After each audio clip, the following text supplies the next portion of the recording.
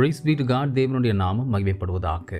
அது கர்த்தரால் ஆயிற்று, அது நம்முடைய கண்களுக்கு ஆச்சரியமாய் இருக்கிறது. கர்த்தர் செய்பவைகள் யாவும் ஆச்சரியமானவைகள். யோபு கூறுகிறான், அவர் ஆராய்ந்து முடியாத பெரிய காரியங்களையும் எண்ணி முடியாத பெரிய அதிசயங்களையும் செய்கிறார் என்று. சங்கீதக்காரன் இங்கே எதை ஆச்சரியமாய் கூறுகிறான்? ஒரு கல் கட்டிடப் பணிக்கே ஆகாது என்று தள்ளப்பட்டது, ஆயினும் அந்த கட்டிடத்தையே தாங்கும்படியாய் மூளைக்கு தலைக்கல்லாய் மாறினது என இயேசு கிறிஸ்துவை குறித்து தீர்க்க தரிசனம் உரைக்கிறான்.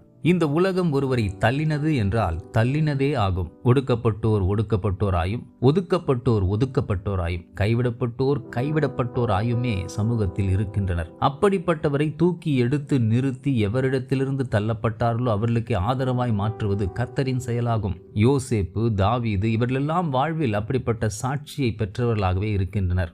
அதே தேவன் நீ எத்தகைய விதத்தில் தள்ளப்பட்டு இருந்தாலும் இன்றைக்கு உன்னை தூக்கி நிறுத்துவார், பலருக்கு ஆதரவாய் மாற்றுவார். தள்ளப்பட்டோம் என தயங்கி நிற்காதே, துணிந்து நில், உன் துயில்களை அகற்று. மனிதர்களின் வார்த்தை அல்ல, கர்த்தருடைய வசனம் உன்னை புடமிட வேண்டும். நீ சுத்த பொன்னாய் மாறுவாய், அநேகரை ஆதரிப்பாய். ஆம், அவர்கள் கண்களுக்கு நீ ஆச்சரியமாவாய். God bless you abundantly.